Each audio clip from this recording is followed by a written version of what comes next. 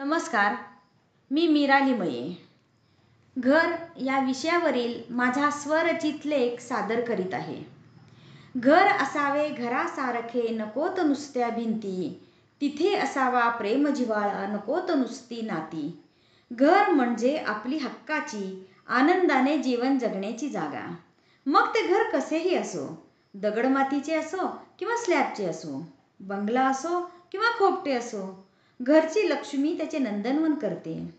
दिवसभर काम करून ज्या ओढीने माणसे परत येतात ते असते त्यांचे घरकुल. पूर्वीच्या काळी घरेही वाडा पद्धतीची असायची. देवघर, स्वयंपाकघर, सोफा, पडवी, कोठीची खोली, अंगण, तुळशी वृंदावन अशी रचना असायची. स्त्रिया घराच्या बाहेर जास्त येत नसत.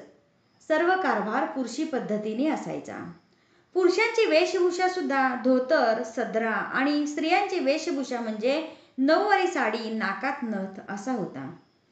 त्यावेळी एकत्र कुटुंब पद्धती जास्त प्रमाणात होती. त्यामुळे सर्वांच्यात प्रेम होते. घरातील एखादी स्त्री काही कारणाने गावी गेल्यास घरी असणाऱ्यांची आवाळ होत नव्हती. मुलांवर चांगले संस्कार घरातच व्हायचे. मोठ्यांना नमस्कार करणे, बाहेरच्यांना देखील काका, मामा, ताई, दादा अशी मानाने हाक मारायला शिकवायचे. घराचे वैभव म्हणजे पाहुण्यांचे आदरातिथ्य, नडलेल्यांना मदत करणे, भुकेल्याला जेवू घालणे हे संस्कार पूर्वीच्या काळी आजी आजोबा करीत असत. संध्याकाळी देवाजवळ, तुळशीजवळ दिवा लावल्यानंतर आजी आजोबा मुलांना अंगणात तुळशीजवळ बसवून घेऊन शुभं करोती, रामरक्षा, गणपती अथर्वशीर्ष सवया शिकवत असत. रात्री झोपताना ऐतिहासिक देवाच्या, परीराणीच्या, टार्झनच्या, गुलबकावलीच्या, संतांच्या गोष्टी सांगत असत. पण आता चित्र पालटले आहे. आता स्त्रिया नोकरी करतात. कधी कधी नोकरीच्या निमित्ताने परगावी सुद्धा राहावे लागते. त्यामुळे एकत्र कुटुंब पद्धतीत राहू शकत नाहीत. त्यांना कुटुंबाचे नियम काही वेळेला जाचक वाटतात. त्यांना त्रास होतो. म्हणून विभक्त कुटुंब पद्धती अस्तित्वात आली असावी. आजी आजोबांची जागा पाळणाघराने घेतली. आईची जागा दाईने घेतली. तिथे सर्व मुलांचे व्यवस्थित करतात, पण दिवसभर आई भेटत नाही. मुलांची इच्छा असते आईने आपल्याला वेळ द्यावा, पण ती दमलेली असल्यामुळे ते शक्य होत नाही. तिथेच बालमनाला तडे जातात.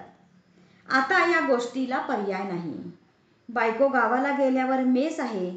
स्वयंपाकाला बायका मिळतात, पण घरची स्त्री जो स्वयंपाक करते त्यात माया, प्रेम, घरच्यांची आवड असते. प्रपंचात जर पैशाची गरज असेल तर, आणि दुसरं म्हणजे शिक्षणाचा उपयोग व्हावा, या दोन्ही गोष्टीसाठी स्त्रीने नोकरी केली तर घरातील माणसांनी समजून घ्यावे. अजूनही आई वडील, काका काकू, आत्या, आजी आजोबा असणारी घरकुलं अस्तित्वात आहेत आणि राहतीलही. त्यामुळे मुलांना सर्व नात्यांचे प्रेम लाभते. पूर्वीच्या काळी आणि आत्ताच्या काळी एक महत्त्वाच्या गोष्टीत साम्य आहे, ती म्हणजे देवावरील विश्वास आणि श्रद्धा. पूर्वी प्रत्येकाच्या घरी देवघर आणि संध्याकाळी दिवा स्तोत्र पठण असायचे. तसेच आताही घर कितीही लहान असले तरी देवघर असतेच. पूर्वी जसे गौरी गणपती बसवत होते, तसेच त्याच उत्साहात आता देखील त्यांचे स्वागत आनंदात जोशात होते. मुलांवर संस्कार करण्यासाठी आजी आजोबा नसले तरी ते करण्यास आई वडील मुलांना संस्कार वर्गात पाठवतात. थोडक्यात काय तर परिस्थिती पालटल्यामुळे पूर्वीच्या आणि आत्ताच्या घरकुलात फरक आहे, पण संस्कार, अध्यात्म, सेवाभाव वृत्ती तशीच आहे. हेच मानवी जीवनाचे सार आहे.